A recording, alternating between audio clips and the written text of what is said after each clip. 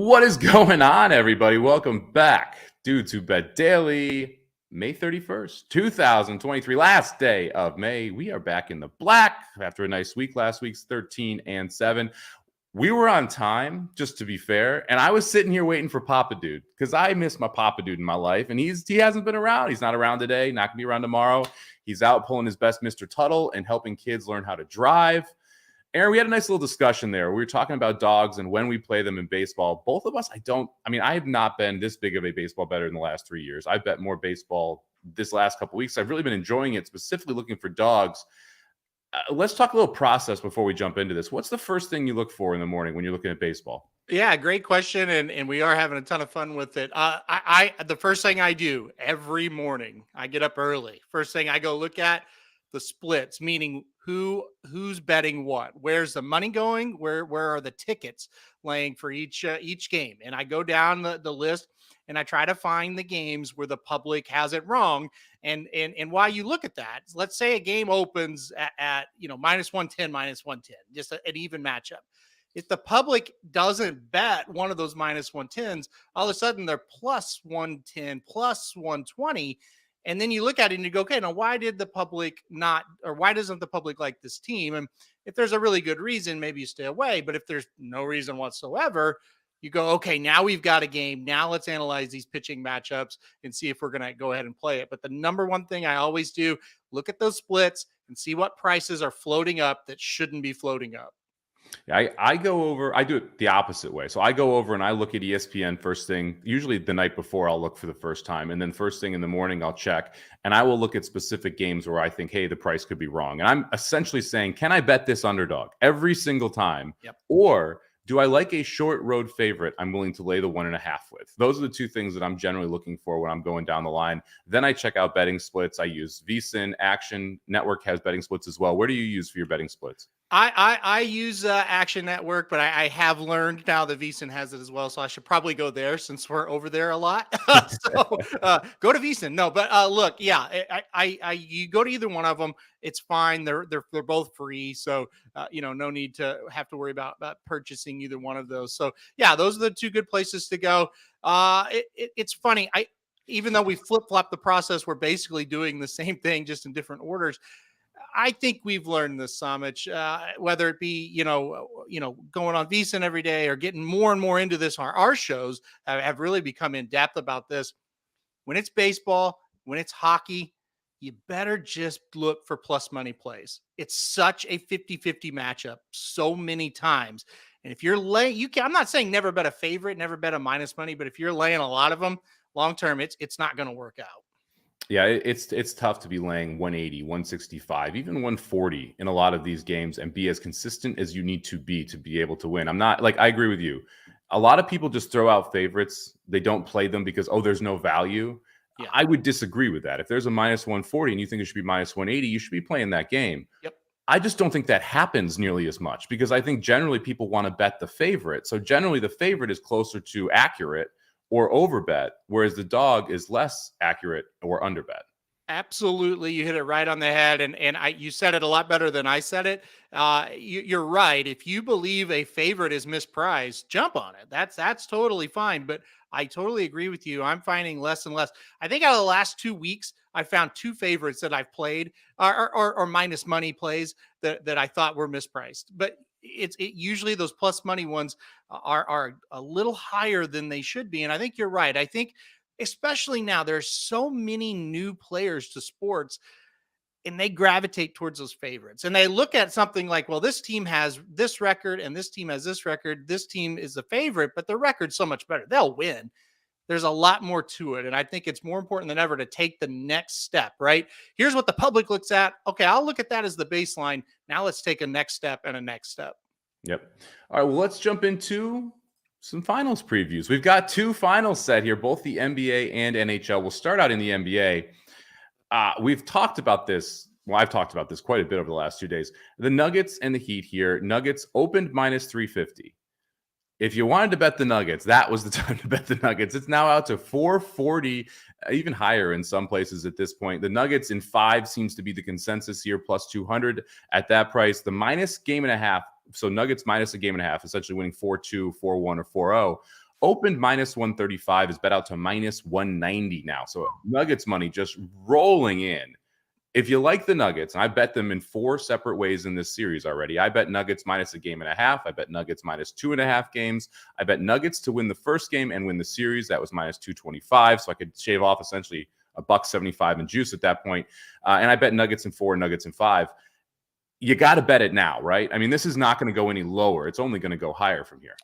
Well, that's a great example of what we just talked about. You love the Nuggets. And so you took some minus money, but hey, I love them. So I'm going to do it. And I totally get it. Yeah. I think right now, if you haven't gotten into these markets yet, you probably should just not do it. Right. And wait and play game by game. Or if you want to get into a futures market in this series, if you really love the Nuggets, maybe the Heat get an upset early and you could still hammer them, the Nuggets, but at a little bit better price. I think that's what you do now. I'm not going to say anything that's creative. I think the Nuggets have the better roster. I think they're the better team. I just think home advantage is another big thing for them. I mean, so many things. I think they got a break playing the Heat. I know that might be dumb to say, but I think home advantage makes a huge difference. They get it since they're playing the Heat. I don't know how this thing goes more than 5 or 6. And situationally, if it was Boston or Miami, game 1 was going to be tough either way, but it's significantly more difficult for Miami, who wins a game 7. That's an emotional roller coaster. Being up 3-0, going 3-3, winning in Boston, exercising those demons from the previous year, hop on a jet, fly to altitude, go take on Denver, who's rested in game 1. That's just not a great situation here. I think, again, if you want Denver, you got to bet them before the series. Because if it goes 1-0, Denver's minus 700, right? I mean, it jumps minus 300. And so you got to play the 2.5, minus 2.5, minus 1.5, whatever it is, early. And if you have not bet it already and you want to bet it, watch the rest of the show. Go bet it. Because this is the best line you're going to get before this thing tips off. Let's jump over to the ice. I know we're both big Panthers fans.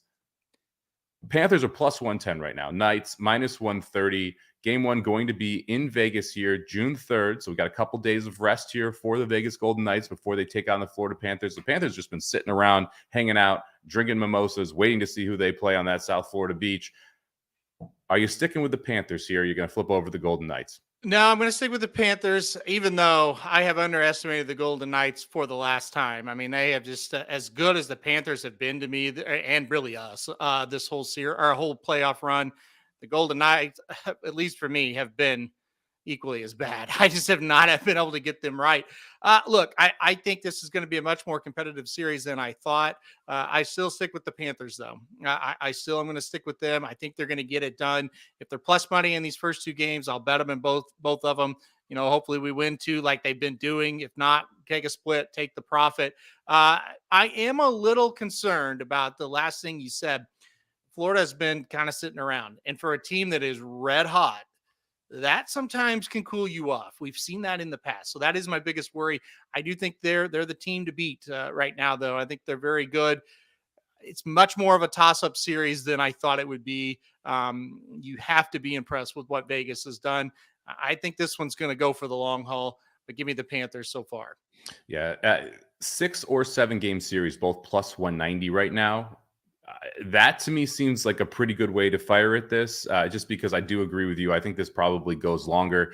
I'm intrigued by the totals in this series. We saw Vegas go over the first period total 5 straight games to close that series. They've scored a goal. There's been a goal in a Las Vegas Golden Knights game in the first 10 minutes. I believe it's like 12 of the last 13 games. So you're seeing a lot of early offense. Vegas playing an up-tempo style. Be interesting to see how the Panthers handle that. It's going to be very different than what they just faced against Carolina, who was trying to grind it out and get the puck deep, and they had a bunch of puck possession. Vegas is willing to open this up. Both teams have good transition defense as well. I mean, I can't believe I'm going to say this. Kind of feels like it's going to be an over series more than an under series. If Vegas plays that style against Florida, I don't see how it's not going to be an over series. Now, with the big caveat, these are the 2 hottest goalies in the league. And neither which was starting at the start of the playoffs either. Yeah. And I mean, Bravosky, maybe you could have seen a path to where, he's going to get that net back. He had a young goalie, but Aiden Hill, no. So we've seen this in the past, like when Bennington got on the huge run for the Blues when we won the Cup. I think all the Blues fans were like, we're waiting for that blow up, and it never happened. And I think Aiden Hill, I think in the back of minds of a lot of Vegas fans, that's got to be a concern of, gosh, if this guy blows up, we are so screwed. We got nothing behind him. It hasn't happened yet, though. So I'm with you. I think the goalies are great, but it does if it's a wide open style, I don't think they're going to be able to stop all these shots that Vegas and Florida can give. Well, when you think about who Vegas has played, I mean, the Edmonton series to me is still pretty surprising. They were able to hold Edmonton down defensively if you're going to play that wide open, but the Stars really couldn't take advantage of the counterattack that I think the Panthers can take advantage of here. And the shot quality from the Stars was lacking, we'll say, in that series. When you go back and look at it, it didn't take a goalie standing on his head in multiple of those games just because of how well Vegas was playing in front of him. I think Florida is able to exploit that a little bit more than what we saw from Dallas there. Going to be a really interesting series. The Conn Smythe winner, I think, is really interesting as well. Your favorites are both Panthers right now. 2-1 on Bobrovsky, 3-1 on Matthew Tkachuk, who's got 4 game-winning goals. He's leading the playoffs in goals of the players left in the playoffs at this point. On the Knights side, you've got 4 players who Eichel's the favorite on the Knights at 4-1. And then you've got Marchessault and I can't remember the other, and not Stone. Stone was 12-1. Someone else on the Knights offense, Carlson, both 6.5-1. Aiden Hill sitting there at 10-1. You tempted it all to take an Aiden Hill ticket at 10-1? Because man, if he shows out, it's going to be tough not to give him the Conn Smythe. I think you're right. You have Eichel didn't even score in the last series unless he scored late in that last game. He may have. I turned it off. Nice assists, but it wasn't. Yeah. Yeah. Well, I mean, I don't think he's to me, Matthew Tkachuk is a slam dunk for the Panthers, right? I even though Bobrovsky's playing great, Tkachuk's like the standout guy. Yeah, you're right. I think Aiden Hill at 10-1 makes a lot of sense. Marchessault maybe as well a little bit. I think it's one of those two if it's Vegas. Interesting look. If you want to bet Vegas to win the series, you get a -130, or you can try and hit 4+ money players and get a better price than the -130. So there's a couple different ways to look at this and how you want to attack it, because I think you can actually find profitability playing the Conn Smythe winners if you like Vegas more than playing Vegas if you like Vegas. I agree. Yeah, it's definitely, you're the expert at finding those alternate markets, and that's you've exposed one there for sure, because that's definitely one where you could take a shot. And listen, you could even wait a game or two as well and see, okay, who's standing out a little bit. I don't think those prices are going to change just a ton. No, it's very different than the NBA. You're not going to see the Knights out to -200 when they drop the puck here. This is going to stay between -125 and -135, just depending on where the sharp money comes in. You do have to factor in that Vegas is going to take a ton of Vegas money. I was talking to one of the race and sportsbook managers over at Stations yesterday, and he's like, yeah, the tickets we're writing is 5-1. But it's because we're in Vegas. So I can't move the line very much, because as soon as I do, I get a big Panthers bet the other way. Yeah. So interesting how the books are trying to deal with this as you have a hometown team playing in the Stanley Cup Finals. All right, let's jump over to baseball, and let's bring the Magic Man in. Magic, what is that? Is that what jersey is that? Flyers? Leamington Flyers, your 2023 Sutherland Cup champions, baby. I got the jersey from they got moved up, or they got expanded up into the next highest league for junior hockey in Ontario, and so they had these jerseys, and so they were doing a little fundraiser. I was like, I'll support youth hockey, and I got a cool jersey here. Yeah, how did I not know that, Aaron? I should have known that one. All right, let's jump onto the diamond here. The Pirates taking on the Giants. Giants laying -120. Total here sitting at 7.5. Our boy Mitch Keller back on the mound. We talked quite a bit about him last time. He went 5 days ago. I think one of us had the Pirates as the best bet that day, and they won 11-6. He's back today facing the Giants. I'm back on Mitch Keller today. This is one of the ones that jumped out to the splits to me, Aaron. I think it was 35% of the bets, but over 50% of the money here on the Pirates. I think you have an advantage in the pitching matchups. The lineups to me are even. Neither team is streaking. I'll take the Pirates plus 100. This was almost my best bet of the day, but I went elsewhere. You know what I like more than anything? Hockey jerseys, and especially random ones. I love them. And I didn't know anything about this. And so anyway, Pirates. I like the Pirates. I'm with you, Somich. I like them today. Listen, I'm with you. Keller versus Wood. I think Keller is going to pitch a really nice game. He's hot right now. Give me the Pirates and the plus money today. I was with you. I definitely thought about using this one today. I went elsewhere, but yeah, I'm with you. Pirates. Magic, Pirates, Giants. Who you got? Leaning the Pirates. I'm also slightly leaning to the under on this one. But 8 feels like a good number to be set at. If it floats up above 8, I would lean with the under. That 8 it seems like it's pretty well priced. So I go with the Pirates. I see them trading at plus money right now. So yeah, we'll go with the Pirates. I like it. Like everyone on the Pirates here. Sylvain calling out the Memorial Cup. There we go. A little youth hockey up in Canada. Quebec, his pick on Sunday. Always interesting to watch the Memorial Cup. You get to see some of the guys who are going to be drafted pretty high generally in the NHL in that one. All right, let's jump over game 2. Rockies taking on the D-backs. Minus 160, total sitting at 10. I think Aaron and I almost on different wavelengths on this one. I know that when you originally looked at it, Aaron, you're like, hey, I want to find a way to play the Rockies, and then you can't because the team's priced. I want to find a way to play the Diamondbacks because the Rockies pitcher is atrocious, but I don't want to lay the minus 160 here.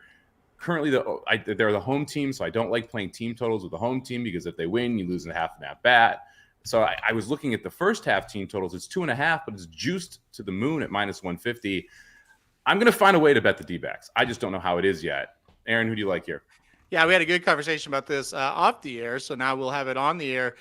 When I looked at this morning, like I said, my process of getting up in there early and looking at the splits, I thought, ooh, Rockies, all right.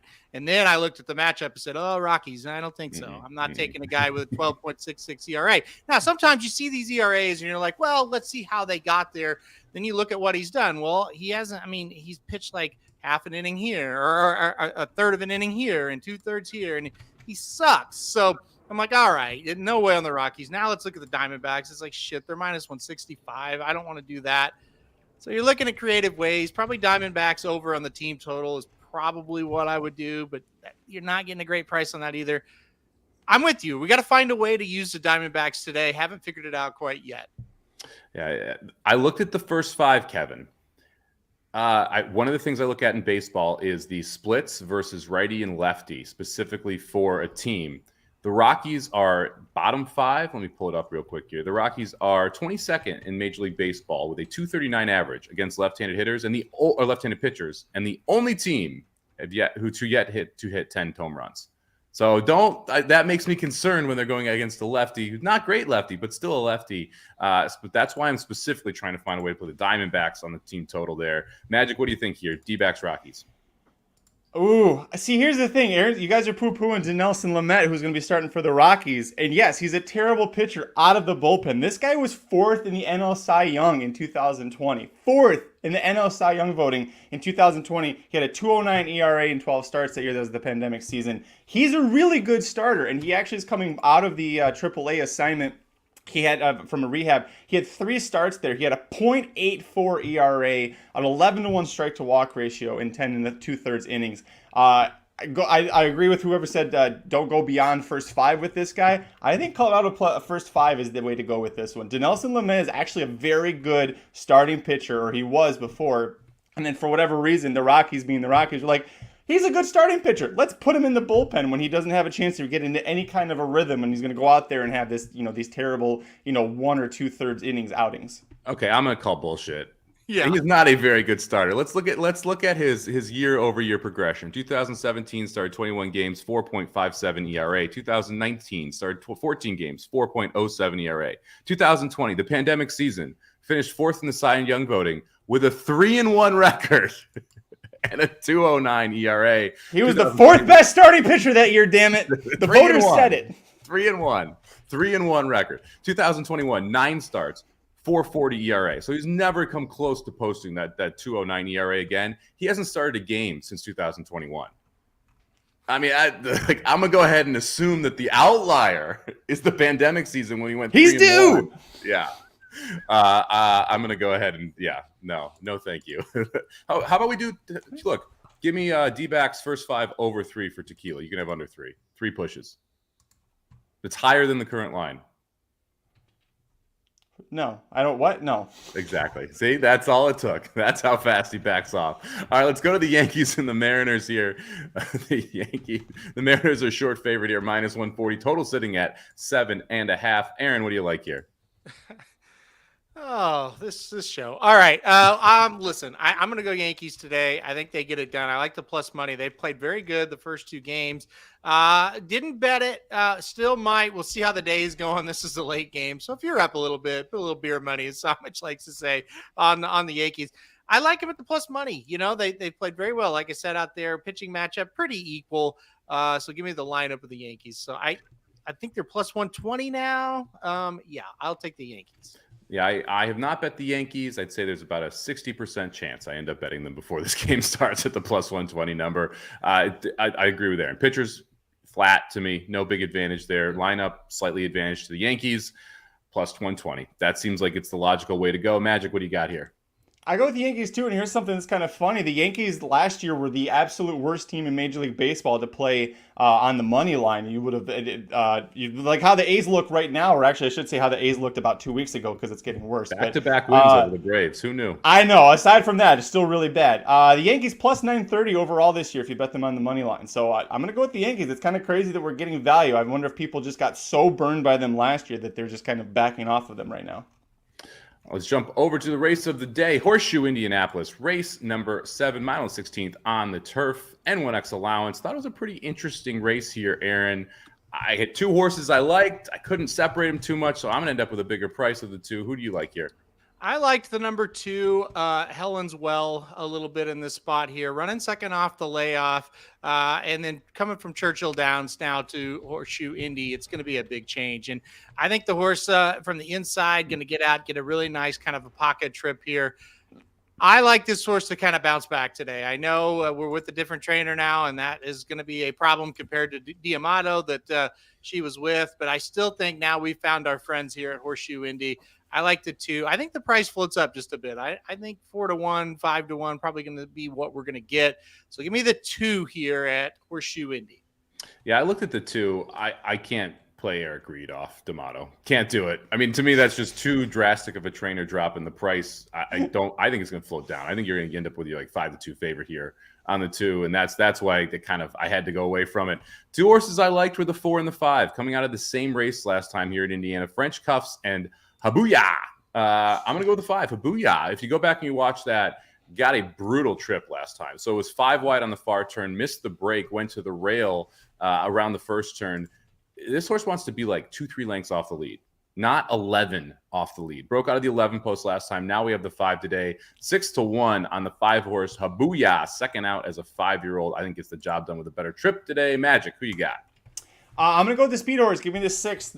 Comset at 10-1 on the morning line. And this is a New York bred who up until this year was racing in New York, and I should say until 2021 because she had that huge gap there. Was racing in New York against New York breds, and if you look at her record turf miles or longer than that, she's never finished off the board. She got the win going to Mile at Aqueduct back in 4 races back. Before that was a neck away from doing it a mile and 16th at Belmont Park. Then they kept trying to sprint this horse. 2 sprints, both of them very terrible. Came back last time out, going to Mile at Indiana Grand. It was, whatever the fuck it's called now. The Horseshoe Indianapolis.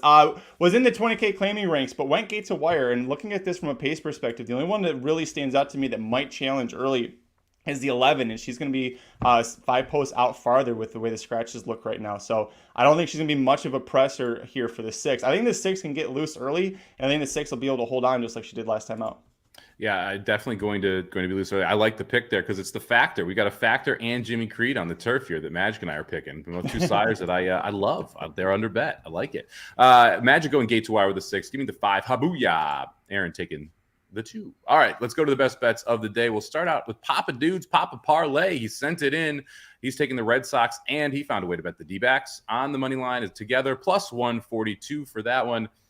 I almost bet the Reds today again, Aaron. I almost did it. I'm worried about this Red Sox side.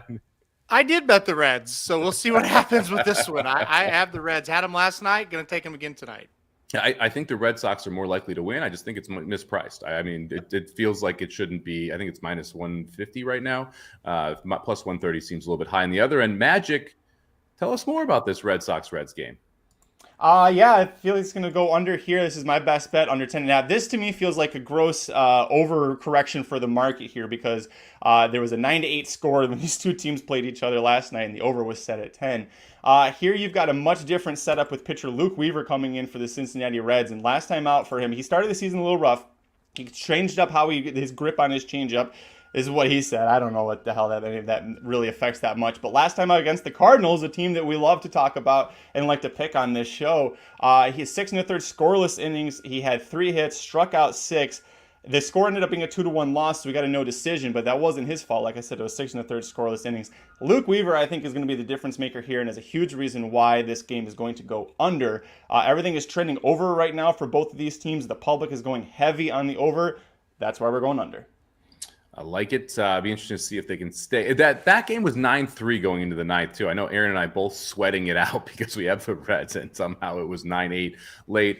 Michael Olson picking at the scab with that Asherson Bankett win. I know Bankett won 27-1, second place by a nose. That was a brutal, brutal photo for yours truly. Thanks for mentioning it, Michael. All right, I'm going to go with my best bet next here. I mentioned I do like the Pirates plus 100. That was my other play today, but I'm going to go to the Nats Dodgers. Give me the over 9.5. It's my boy. It's Corbin Day. He's back on the mound for Washington. I think that the Dodgers are going to beat him up pretty good. And on the Dodgers side, you've got Noah Syndergaard, 1-4, 6.27 ERA. He loves giving up crooked innings. I think that at some point he gives up 3 or 4 in an inning, and that should fly this total over that 9.5. So give me 9.5 over. You get it at minus 105. You can get it plus 103 over at Bookmaker if anyone's interested. So the under actually juiced here. So give me the Nats Dodgers over 9.5. Aaron, best bet. Good bet. I like that one as well. I sprinkled the Nationals on there a little bit too. Plus 200, I think. If it's a hitting duel, go back and forth. Maybe the Nationals can get it done. All right. I went with the Mets here today. They're playing the Phillies. Nice win for the Mets yesterday, 2-0. Listen, both these pitchers aren't great. And so that definitely, I think, leans towards the home team. You get into a slugfest, the home team usually wins those type of games. Carrasco for the Mets, I'm just hoping we can get 5 good innings and maybe only give up a couple. If so, I think we're cruising in this one. The Phillies, not great at all on the road, 11-19. They did win 2 out of 3 against Atlanta, but for some reason, the Phillies play Atlanta really tough, I feel like. So now they're in New York. I think the Mets get them again tonight. I'm going to go Mets plus the 102.